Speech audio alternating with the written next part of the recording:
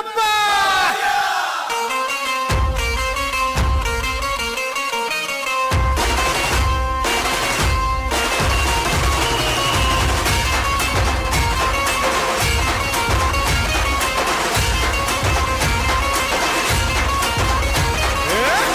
नमन करुणी वंदन इडा मांडून इडा देवाला इडा गावाला इडा पाटलाला इडा मंडळीला आम्ही सांगतो नमन तुम्ही ऐका हो गुणीजन.